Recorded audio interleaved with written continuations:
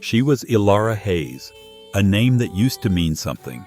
Now she was just an ex-wife cast out of the New York County Supreme Court with nothing but the designer clothes on her back, clothes her billionaire husband had bought her.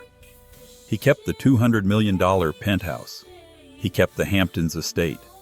He kept her dignity.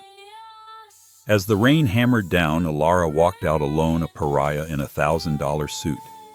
But just as her world was ending, a black Rolls-Royce Cullinan sliced through the rain. The door opened. A man she'd never met looked out, not with pity, but with calculation. His name was Julian St. Clair. And he didn't just own a jet. He owned the sky she was about to fly in. The gavel strike was a concussion. It didn't just end the hearing, it ended a life. Ilara Hayes.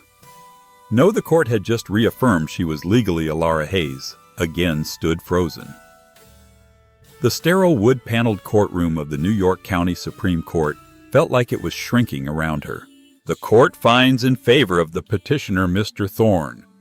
The prenuptial agreement signed November 4, 2015 is hereby upheld in its entirety. Her lawyer, a man from Sullivan and Cromwell, whose billing rate was higher than her monthly allowance had been, didn't even flinch. He just quietly packed his monogrammed leather briefcase. He'd warned her.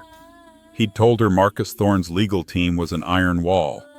Marcus, seated 20 feet away, didn't look at her. He never did not anymore. He was busy checking his Patek Philippe, a Nautilus, the one she'd bought him for their 5th anniversary. He adjusted the knot of his Tom Ford tie and gave his lawyer, the infamous Shark Shapiro, a curt, satisfied nod. The verdict was a public execution. Ilara was entitled to nothing. Not the penthouse on Central Park South, not the waterfront property in the Hamptons, not a single piece of the art she had so carefully curated for their collection. The prenup, which she had signed in a haze of love and trust, was a masterpiece of legal cruelty. It had an infidelity clause with a morality provision so vague that her public disagreement with him at a charity gala was cited as a breach of spousal duty. She was the difficult wife, the ungrateful gold digger. The narrative had been set by Marcus's PR team months ago, plastered across the New York Post and page 6. "Ms. Hayes," her lawyer said, his voice flat, "we're done here." She walked out of the courtroom on autopilot. The Christian Louboutin heels, a congratulations on the divorce gift to herself, bought on the last dregs of her credit, clicked hollowly on the marble floor. The sound was a countdown to her new life. A life of nothing. The hallway was a different kind of war zone. Marcus was swarmed by reporters. He played the part of the grieving, benevolent victor. This was never about money. He lied smoothly, his voice resonating with false sincerity. It was about principle. "I wish Ilara the best. I truly hope she finds the help she needs." The help she needs. He made her sound unstable. The reporters glanced at her, a predator's fleeting interest, but she was old news. The loser.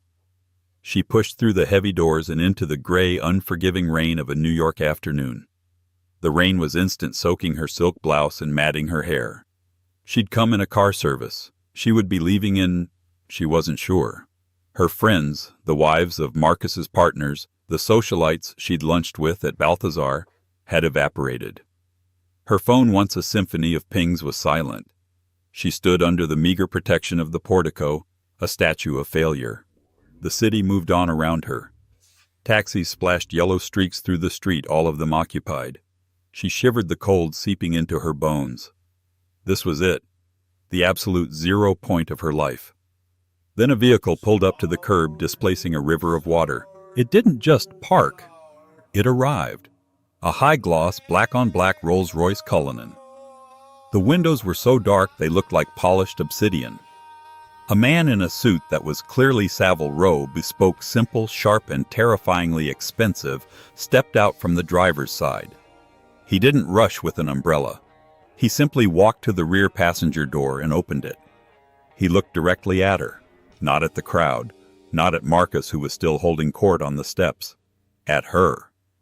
Ilara recoiled, assuming it was a mistake. Maybe it was for Marcus. The man, built like a linebacker with the face of a diplomat, took 3 purposeful strides toward her. He stopped a respectful 5 feet away. "Ms. Hayes." His voice was a low baritone, professional and unhurried. "Mr. St. Clair invites you to join him." Elara blinked, the rain dripping from her eyelashes. I think you have the wrong person." "Elara Hayes, recently divorced from Marcus Thorne. You are the correct person," the man said. His name, she would learn, was Graves. "The car is warm. It's much better than the rain." She looked back at the courthouse steps. Marcus had just spotted the Rolls-Royce. His smile faltered. A flash of confusion, no annoyance, crossed his face. Who was muscling in on his victory? Elara looked back at the open door of the Cullinan. She could see nothing inside its plush, dark interior. She had 2 options: stay and be humiliated further by her ex-husband, or get into a car with a total stranger. "Who is Mr. St. Clair?" she asked, her voice trembling. "He's the man offering you a ride out of the rain," Graves replied. She looked at Marcus one last time. He was watching her, his eyes narrowed. That small act of defiance cemented it. She took a deep breath, straightened her spine, and walked past Graves into the car. The door closed with a heavy, soundless thunk, sealing off the world. The smell of rich leather and something clean like bergamot filled her senses. It was silent. The chaos of the city was gone. A man sat opposite her. He wasn't looking at his phone. He was looking at her. He was perhaps 40, with sharp, intelligent eyes the color of steel. His black hair was perfectly cut. He wore a simple dark blue quarter-zip sweater. She recognized it as Loro Piana, and tailored trousers. No tie, no flashy watch. He exuded an aura of such profound wealth that it made Marcus's look theatrical. Marcus played at being rich. This man simply was. "Ms. Hayes," he said. His voice was calm, with a transatlantic accent. "My apologies for the unconventional invitation. You looked like you needed an extraction." "Where are we going?" Elara asked, her heart hammering. "Teterboro," the man said as the car pulled seamlessly into traffic. Elara's blood ran cold. Teterboro was the private airport. I don't have a passport." The man permitted himself a small, thin smile. "You won't need one. We're flying to my estate in the Adirondacks. It's domestic." He leaned forward slightly. "My name is Julian St. Clair, and I've been watching your ex-husband, for a very long time. I think you and I have a great deal to discuss." The 20-minute drive to Teterboro Airport was spent in a weighted silence. Elara, still damp, sat on the buttery soft leather of the Rolls-Royce, her mind trying to catch up. Julian St. Clair simply watched the rain-lashed scenery of the FDR Drive as if he had all the time in the world. He didn't ask her questions. He didn't offer platitudes. He just waited. Graves drove the Cullinan directly onto the tarmac, pulling up beside a machine that made Elara's breath catch. It was a Gulfstream G650ER. Not a small Learjet, not a chartered puddle jumper.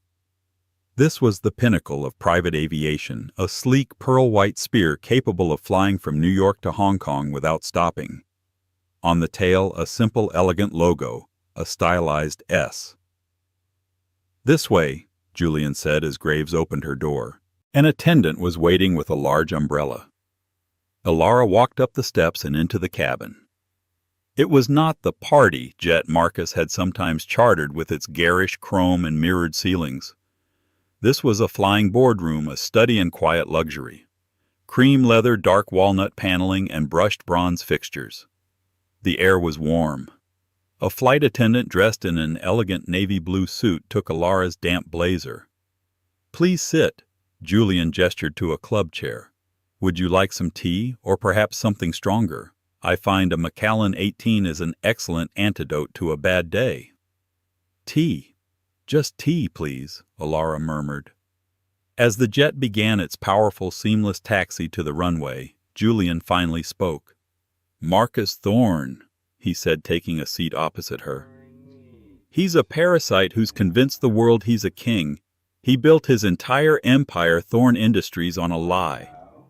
Ilara stiffened. If you're looking for me to violate my NDA... Julian laughed. It wasn't a kind sound. Ms. Hayes, that NDA is a paper shield. It's designed to protect him from you, a single, broke, and emotionally devastated woman. It was not designed to protect him from me. He leaned in, his steel-gray eyes pinning her. Tell me, in your 10 years of marriage, did Marcus ever mention a man named Arthur Vance? Ilara frowned. No, I don't think so. He wouldn't have, Julian said. Arthur Vance was my father. The jet noise faded into the background. I don't understand, Ilara said. My father was a brilliant software engineer. 20 years ago, he developed a logistics algorithm, a piece of code that could revolutionize global shipping. He called it Helios. He needed a partner with capital, someone to sell it. He found a young, hungry, charismatic partner. That man's name was Marcus Thorne. Ilara felt the blood drain from her face. Marcus didn't just have capital, Julian continued, his voice dangerously soft. He had a plan. He convinced my father to sign over the intellectual property to a joint holding company. Then, using a series of shell corporations, Marcus diluted my father's shares to zero and locked him out. He stole the company, the code, and the credit. He renamed Helios to Thorne Logistics, and it became the foundation of his entire empire. My father, he fought him in court, but Marcus had better lawyers. He buried my father in paperwork and debt. Arthur Vance died of a heart attack 6 months later, completely penniless. I was 19. Ilara was speechless. The man she had married, she knew he was ruthless, but this was monstrous. I've spent the last 20 years building my own world, Julian said, gesturing around the cabin. I didn't just want to get rich, Ms. Hayes. I wanted to get powerful. Powerful enough that when the time was right, I could dismantle Marcus Thorne piece by piece. Why are you telling me this? Ilara whispered. Why me? The G650 banked gently as it climbed, breaking through the clouds into a sudden blinding expanse of blue sky and sunlight. The transition was jarring. Because I was at the courthouse today, Julian said. Or rather, my team was. I was waiting for the verdict. I was preparing to make Marcus an offer to buy his company, a hostile takeover he's been fighting me on for 6 months. When I heard he'd won, I was disappointed. He was secure again, untouchable. And then, he continued, I saw you, the one asset he just let walk out the door, the one person who has been inside his house, inside his life for a decade. He set his teacup down. Marcus is a creature of habit, and he's arrogant. He believes he's won. He's celebrating. But I know he has a weakness. My father's work wasn't just one algorithm. It was a platform. And Marcus, for all his bluster, is not a genius. He couldn't replicate it. He kept the original Helios source code, the proof of the theft, somewhere. A failsafe. A key. I've had teams of digital security experts, ex-Mossad, ex-CIA, try to find it. They can't. It's not on any server. It must be, Julian said, a physical object, a hard drive, a ledger, a set of keys, and it's somewhere only he would feel secure. His study, Ilara breathed almost to herself. The penthouse. It's behind a biometric scanner. He calls it the sanctum. Julian's eyes lit up. A shark scenting blood. Exactly. A place no one has been inside. Except, I suspect, for you. You were his wife. You ran his houses. I organized the catering, Ilara said, feeling a flush of her old shame. You did more than that, Julian countered. You curated his art collection. You vetted his staff. You managed the household budgets. You are the single greatest security breach in Marcus Thorne's life. He just doesn't know it yet. Here it was, the proposition. He's going to Ibiza for his annual victory trip, Julian said. He leaves in 2 days. He'll be gone for a week. That's our window. You want me to break into my old home? Alara was horrified. I'll go to jail. He'll kill me. You will not go to jail, Julian said flatly. And you will not be alone. I am offering you a choice, Alara. You can take the pittance he left you, which I assume is nothing, and try to rebuild a life as a social pariah. Or you can join me. You can be the architect of his downfall. You can take back not just the money, but your name, your reputation, and your power. What's in it for me? Besides revenge. I don't believe in revenge. Ms. Hayes, Julian said. Revenge is emotional. This is a transaction. I want the Helios key. It is my father's legacy, and it's the only thing that can legally destroy Marcus from the outside in. In return, I will give you a new beginning. He smiled, and this time it almost reached his eyes. I will give you $100 million seed fund. I will set you up as the head of your own foundation, art, humanitarian work, whatever you choose. I will give you the lawyers, the PR team, and the resources to paint your own narrative. I will make you so powerful that Marcus Thorne will look like a footnote in your story. He extended his hand. He took your past. I'm offering you a future. Alara looked at his outstretched hand. She thought of the rain, the cold, and the smug look on Marcus's face. She thought of Arthur Vance, a man she'd never known, destroyed by a monster she had slept next to. She took his hand. It was firm and warm. Good, Julian said, settling back into his chair. We land in 30 minutes. Then the real work begins. We are going to dismantle your old life and build a new one, a better one. Julian St. Clair's estate in the Adirondacks was less a house and more a high-tech command bunker disguised as an Amman resort. The G6 and 50 landed on a private airstrip. The main lodge, a sprawling masterpiece of glass, cedar, and steel, overlooked a private mist-covered lake. But the inside was not rustic. It was a hub. Alara was introduced to Julian's team. There was Sasha, a woman with ice-blue eyes and a background in cybersecurity that she would only describe as corporate. Dev, a former British SAS operative who was now a physical penetration specialist. And a team of lawyers who, unlike her previous ones, looked less like men and more like weapons. Alara is our in, Julian announced to them in a glass-walled conference room. She is the social key. We need to turn her into a technical one. The next 48 hours were the most intense of Alara's life. This was not a makeover. It was an unmaking. First, Sasha said, "We have to dethorn you." They started with her digital self. Sasha scrubbed her. The social media accounts Marcus's PR team had created for her, photos of her at charities, smiling benignly, were vaporized. Her personal email, her credit history. All of it was put into a deep digital freeze. "You are now a ghost," Sasha announced, "which means we can build a new you." A new encrypted iPhone was provided, new untraceable bank accounts. Then came Dev. He took her to a high-tech gymnasium. "Your husband's security system." Dev began pulling up a schematic on a massive screen. "It's a Fortress Prime Level 3. Biometrics, thermal sensors, pressure plates. Good stuff, expensive stuff, but you bought it." Alara stared. Yes, I signed the invoices. I met with the installers." "Good," Dev grinned. "That means you know its quirks. But do you know this?" He spent the next day teaching her, not martial arts, but infiltration. How to bypass a laser grid. It's not like the movies Love. You don't need to be a gymnast. You just need to know the pulse and move with it. How to open a biometric lock without the owner's thumb. A little cyanoacrylate, some laser printer toner. How to defeat a sound sensor. Always move on the out-breath. Silence is about rhythm. Alara, it turned me, was a fantastic student. Her years of navigating the social minefields of the Upper East Side had made her meticulous, patient, and an expert at reading micro-expressions. She's a natural, Dev told Julian. She's been infiltrating places she doesn't belong for a decade.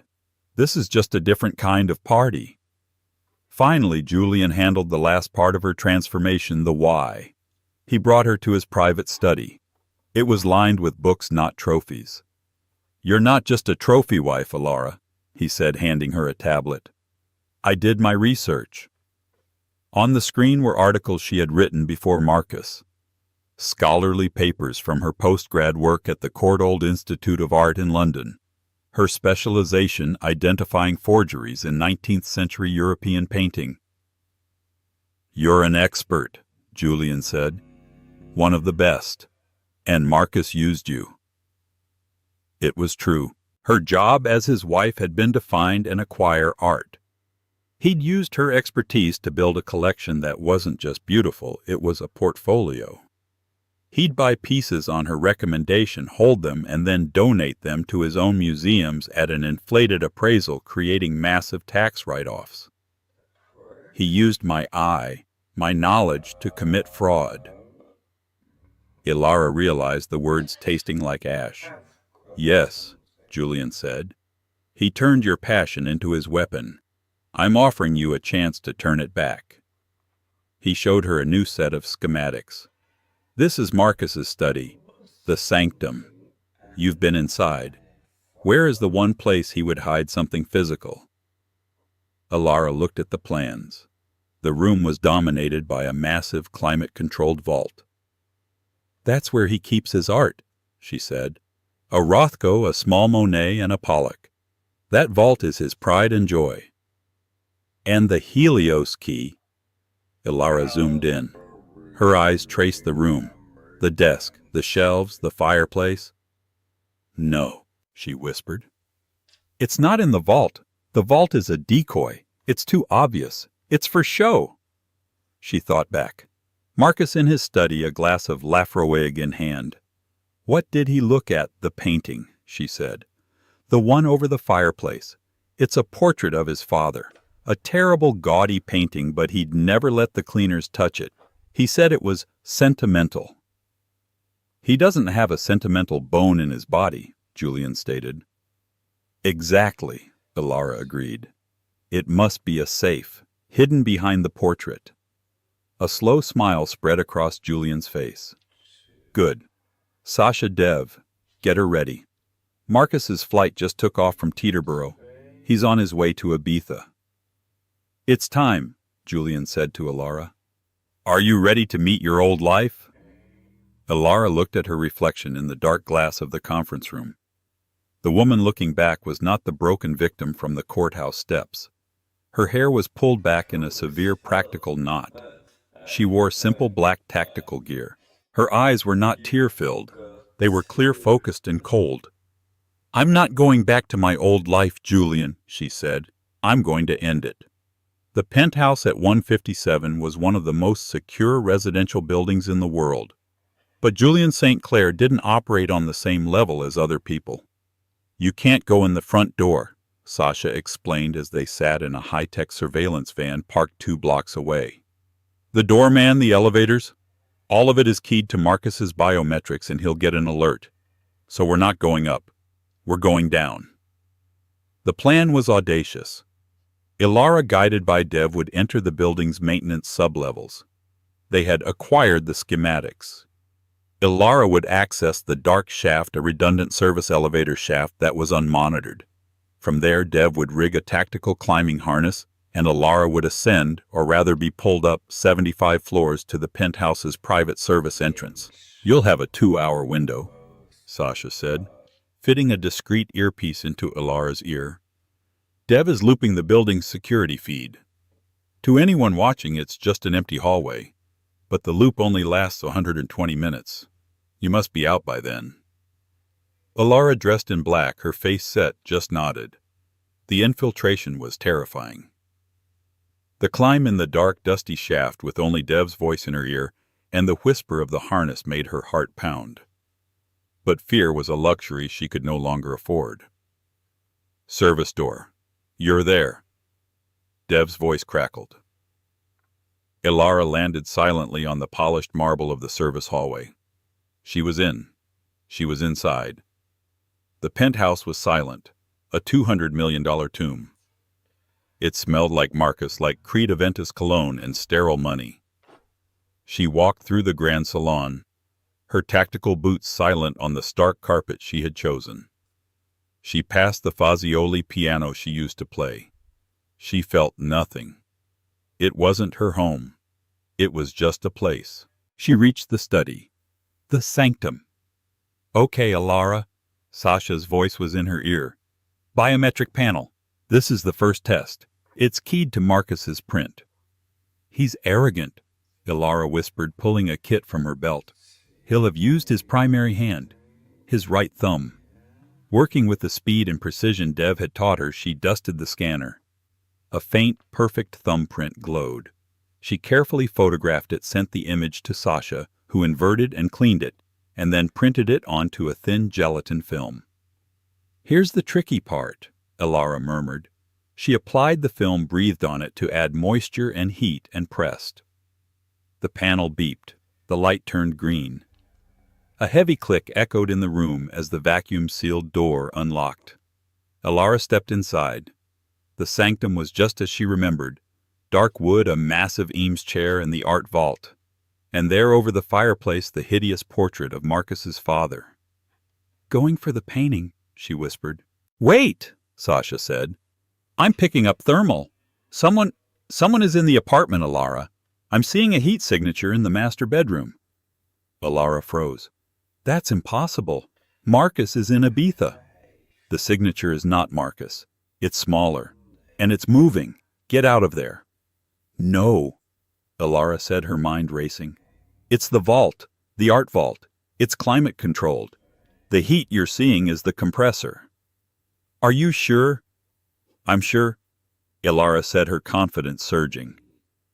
"It's a decoy. He's trying to make someone look there. The real prize is the painting." She walked to the fireplace. The painting was heavy. She found the quirk. She'd suspected a slight misalignment in the frame she'd noticed years ago. She pressed it. Nothing. She pressed it again. Still nothing. "It's not working," she hissed. "Calm down." Dev's voice cut in. "If it's not a physical switch, it's a sequence. You're the art expert. Look at the painting. Is there anything off in?" Alara scanned the terrible painting, the flat perspective, the dead eyes. "It's just bad art." "Focus." She looked closer. The painting showed Marcus's father at a desk. On the desk were 3 objects, a pen, a small globe, and a leather-bound book. "A sequence," Alara whispered. He's at his desk. What would he do?" She touched the painting. First the pen, then the book, then the globe. A low hydraulic hiss. The painting swung open. Behind it was a small titanium Ronnie's safe with a simple digital keypad. "Okay, Sasha, I'm at the safe. Keypad, 6 digits. "We'll have to brute force it," Sasha said. "That'll take time." "No," Alara said. "I know the code." She thought back. Marcus. His ego. His origin story. "What's the date he founded Thorn Industries?" Alara asked. Sasha typed. "August 10th, 08 to 10. Alara entered 081098. The safe beeped. Access denied.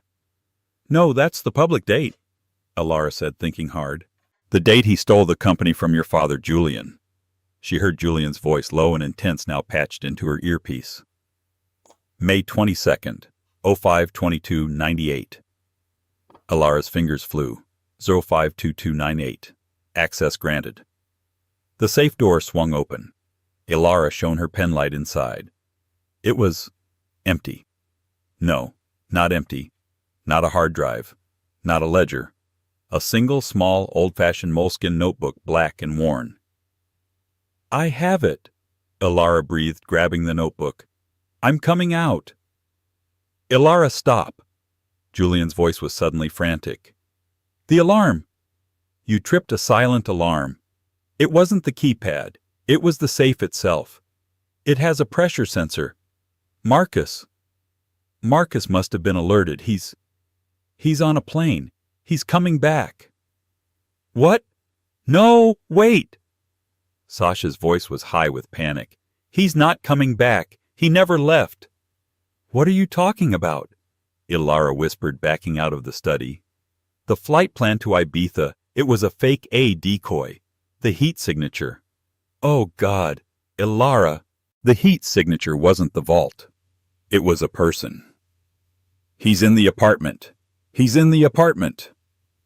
As Sasha's voice screamed in her ear, Ilara heard a sound behind her. The slow, deliberate click of a light switch. The grand salon flooded with light. Marcus Thorne stood by the door blocking her exit. He was not in swim trunks. He was in a silk robe holding a glass of scotch. And he was smiling. "Hello, darling," he drawled. "You've been very, very busy. Did you really think it would be that easy?" Ilara's blood turned to ice. Julie and Sasha Dev. Their voices were a frantic cacophony in her ear, but they sounded a million miles away. "Ilara, get out. Now. Run to the terrace."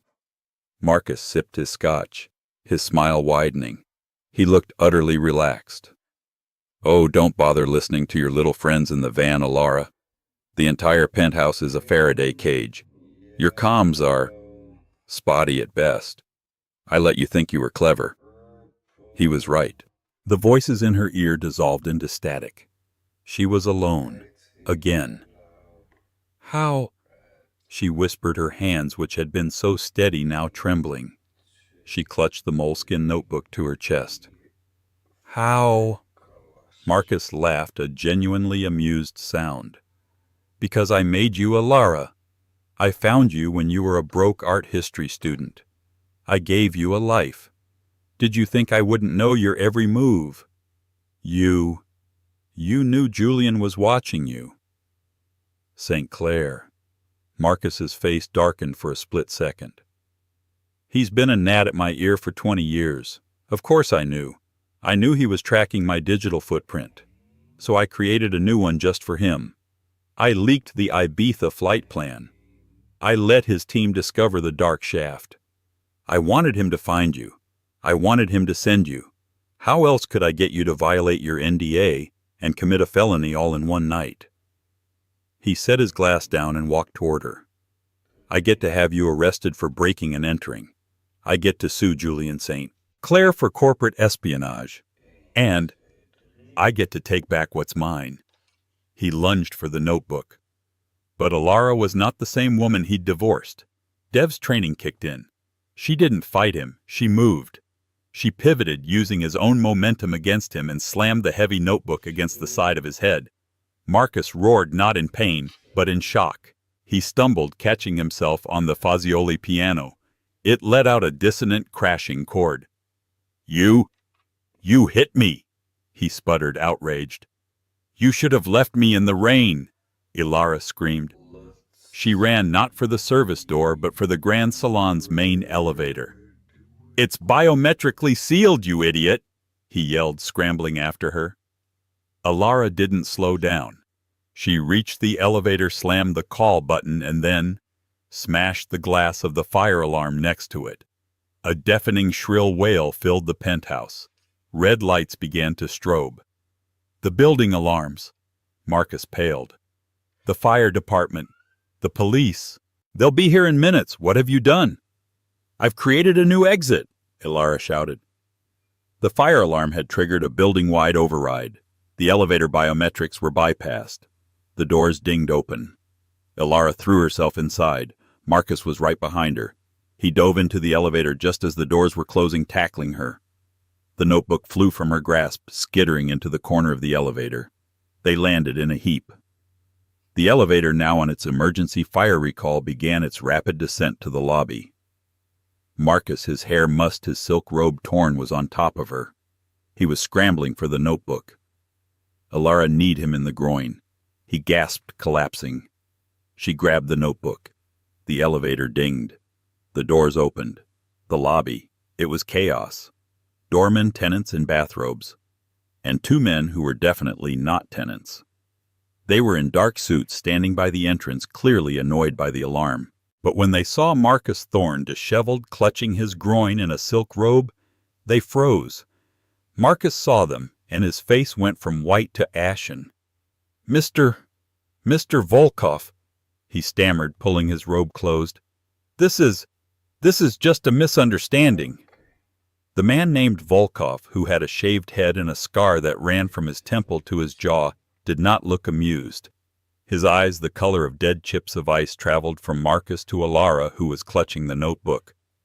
You call us here for urgent meeting, Thorne, Volkov said, his voice a gravelly Russian growl. You say, crisis. This is crisis you play with. Wife. She's not my wife, Marcus yelped. She's a thief. She stole from me. Volkov's partner. A younger, equally terrifying man stepped forward. Ilara's mind, now in hyperdrive, was piecing things together. Julian had been wrong. This was so much bigger.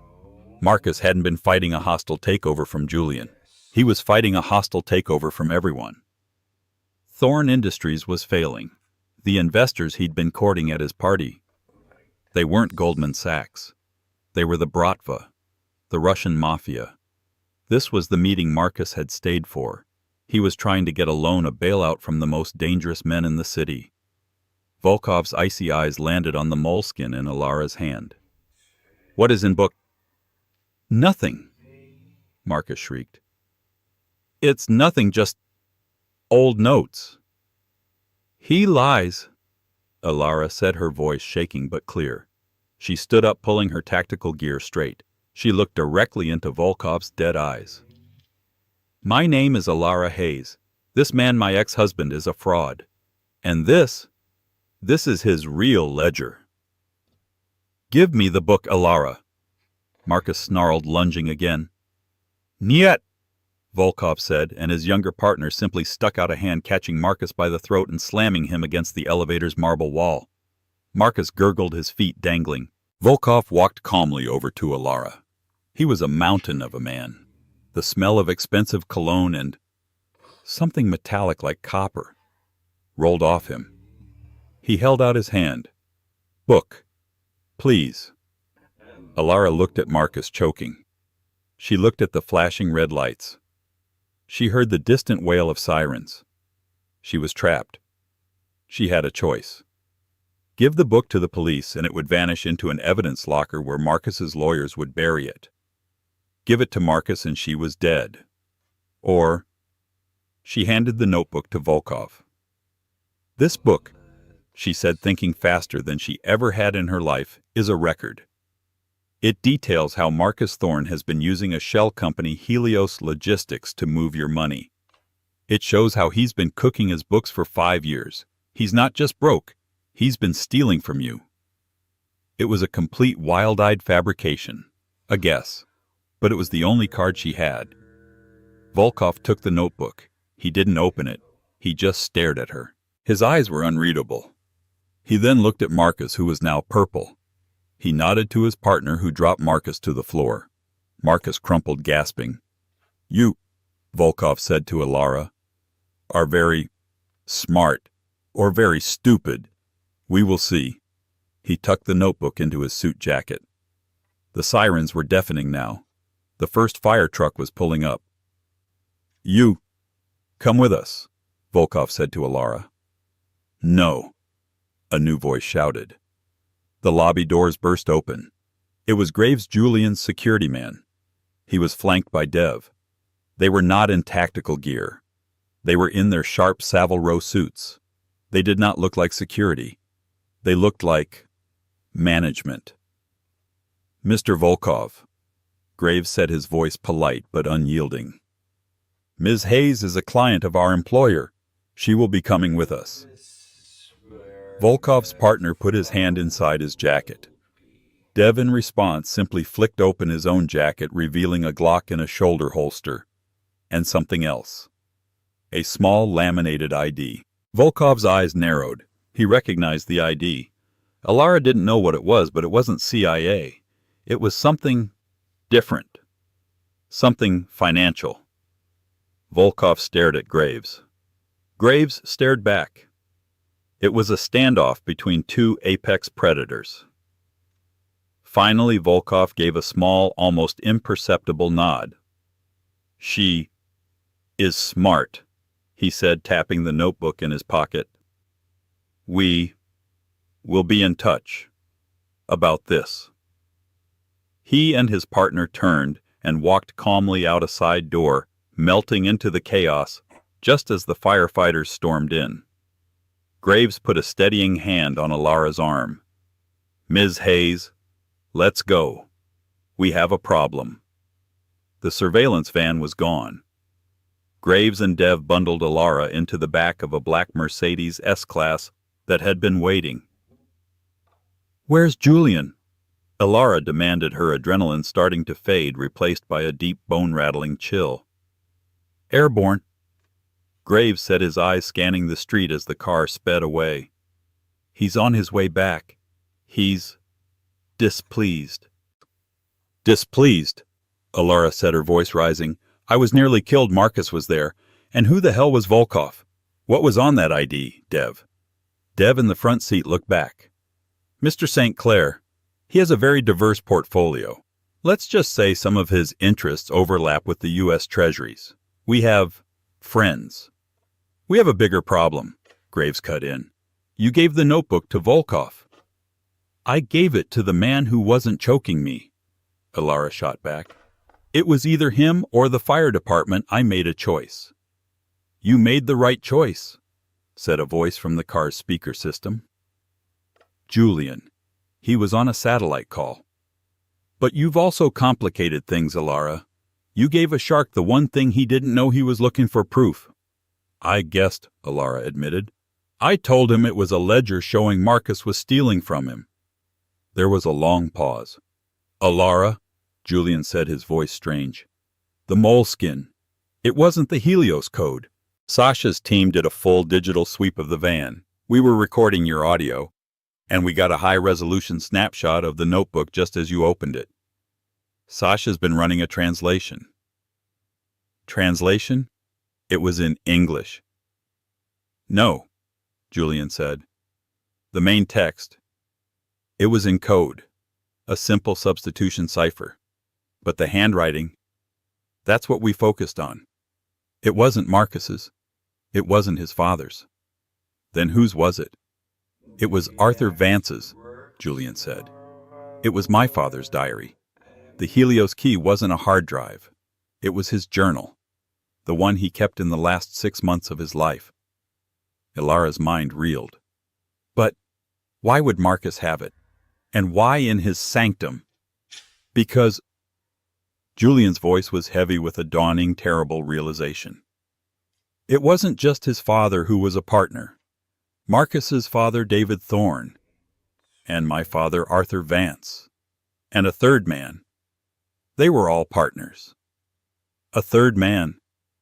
"Mikhail Volkov," Julian said. "Mr. Volkov's father. They built the original company together with seed money from the Bratva Old Guard in Brighton Beach.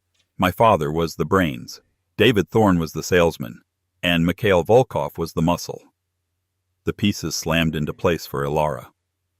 "Marcus and his father didn't just steal the company from your father." Alara pieced it together.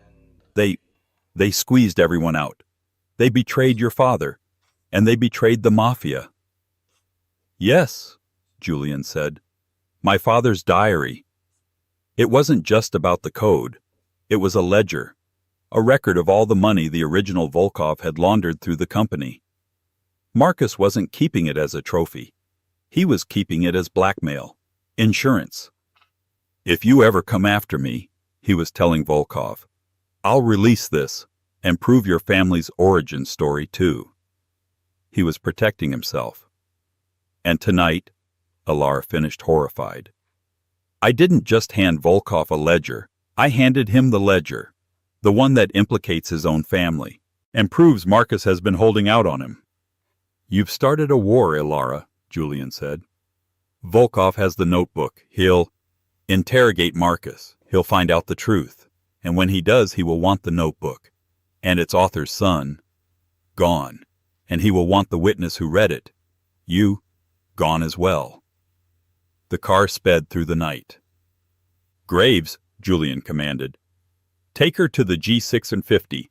Get her out of the country, now. No, Alara said. The car Graves, even the satellite call went silent. What did you say? Julian asked. I said no. Alara repeated, her voice gathering strength. I'm not running. Not again. I've spent the last 10 years running. I'm done. Alara, this isn't a divorce hearing. These are not lawyers. Volkov will kill you. And you, Alara said. He'll kill you too. He'll kill Marcus. He'll scrub the whole thing unless we get to him first. Get to him? He's a businessman, Julian, Alara insisted. A violent, terrifying businessman. But he wants something. He wants control of Thorn Industries. He wants the money Marcus stole. He doesn't want his family's dirty laundry all over the Wall Street Journal. What are you proposing? Julian's voice was wary. We don't run, Alara said, her eyes meeting Graves's in the rearview mirror. We negotiate. You and I. We go to Volkov. We offer him a deal he can't refuse. He has the book. He has all the leverage. He has a book, Alara countered. He doesn't know how to use it. He doesn't know the shell companies. He doesn't know where the offshore accounts are. I do. I was the one who on Marcus's orders signed the incorporation papers for his art holding companies in the Cayman Islands. I'm the key, and you have the one thing he needs to make it all legit. You have a name. You're Julian St. Clair. You can make a hostile takeover clean. She's right, sir, Graves said, his voice low. Running now. We'll be looking over our shoulder for the rest of our lives. We have to end this, on our terms. A long, crackling silence on the line.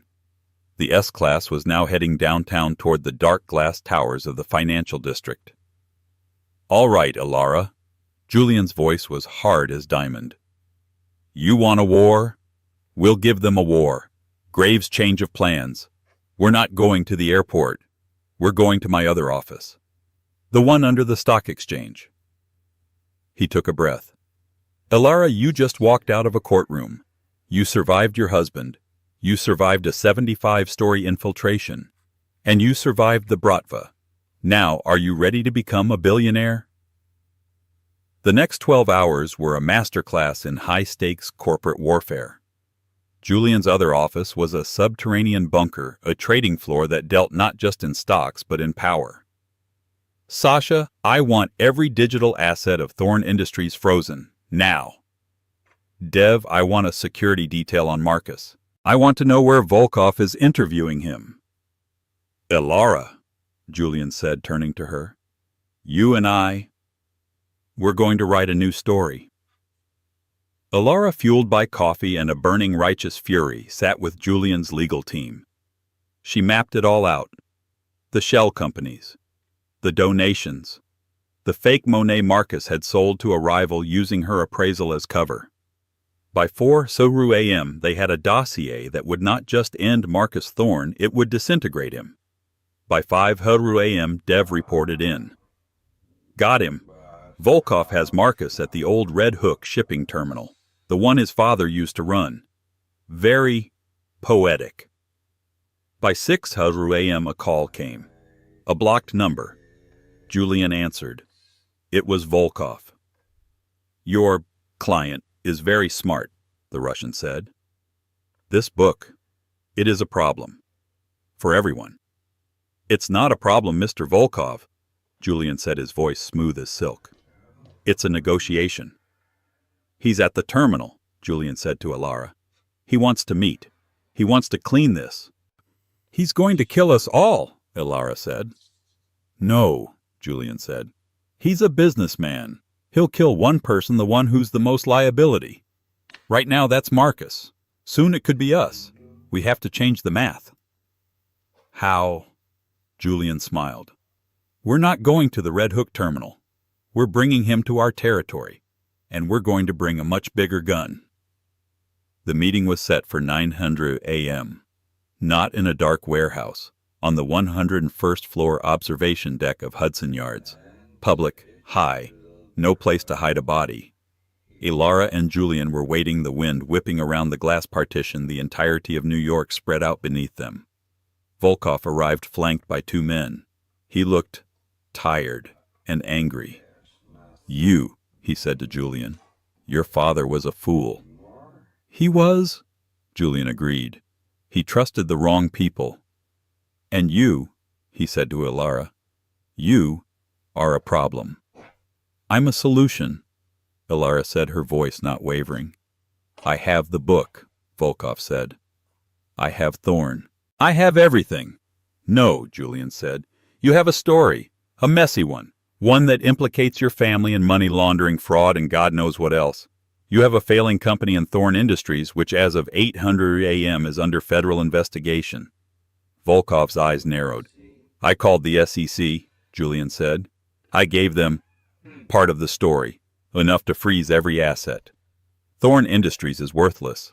The company you killed for is now a paperweight." Volkov's hand twitched. You have nothing," Julian continued, "except that notebook, which is now evidence in a federal case." "What do you want?" Volkov growled. "Here's the deal," Elara said, stepping forward. "We give you a new story, a clean one." She laid it out. Julian's St. Clair Capital will absorb the good assets of Thorn Industries, the logistics, the tech, in a prepackaged bankruptcy. It's clean. It's legal. "Why do I care?" Volkov spat. "Because," Julian said, "in return you get what you always wanted. 50% ownership of the new holding company. No more Bratva shell games. You will be a legitimate 50% owner of a global logistics firm. Your name, your family's name, will be on the Forbes list, not an FBI watch list." Volkov was stunned. You would partner with me." "My father partnered with your father," Julian said.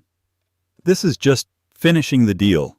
As for the bad assets, the fraud, the theft, all of that stays with the Thorn Industries name, and with its CEO. Marcus," Elara said, "is the new story.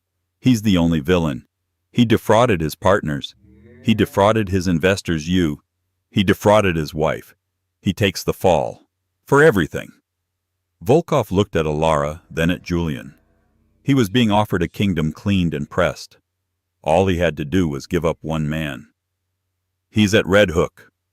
Volkov said, a cold smile touching his lips. "He has been very talkative. A full confession. It's all recorded." "I'm sure it is," Julian said. "The SEC will be very interested in that recording." Volkov nodded. "The notebook. It belongs to the son of its author," Julian said. Volkov reached into his pocket and handed the moleskin to Julian. The deal was done.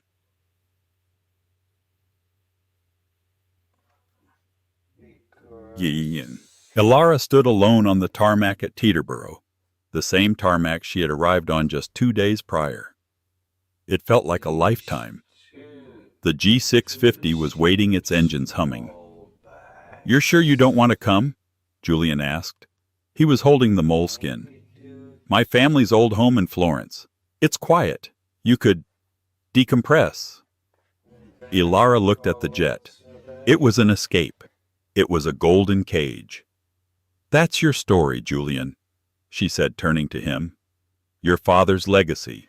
You're going to go read that, and you're going to find peace. Or you're going to find a new war. But it's yours. And you, Elara. What's your story?" Elara looked back toward the city. "Marcus is in federal custody. Volkov is cleaning up the business. My old life is a crater. I'm not the woman who walked out of that courthouse, and I'm not the woman who got on your jet. Who are you then?" Elara smiled. It was the first real smile she'd had in a decade. "I'm Ms. Hayes, the art expert. You promised me a $100 million foundation. I have a lot of fake art to find, and I think I know exactly where Marcus donated all the real pieces. Julian laughed, a real warm laugh. He'll hate that. I know, she said. Julian nodded and walked up the steps of his jet. He paused at the door. You know, Alara, I was never inviting you into my jet. I was just giving you a lift. You were always the one flying the plane. The door closed. Alara Hayes stood on the tarmac alone. But for the first time in her life, she wasn't lonely. She pulled out her new phone, the one Sasha had given her, and dialed her new legal team. This is Alara Hayes, she said as the Gulfstream rocketed into the sky. Let's get to work. She started with nothing, lost everything, and ended up with a power she never knew she had. The world is full of people like Marcus who think they own the rules. But they forget about the Alaras, the quiet ones, the ones they underestimate. The ones who, when pushed, don't just get back up, they learn to fly. What did you think of Alara's story? Was her final move against Marcus and Volkov brilliant or just plain dangerous? Let us know in the comments below. Thank you so much for watching. If you loved this story of drama, revenge, and ultimate triumph, please hit that like button, share this video with someone who needs a story of strength, and be sure to subscribe and ring the bell. We have new stories coming every week, and you won't want to miss a single one.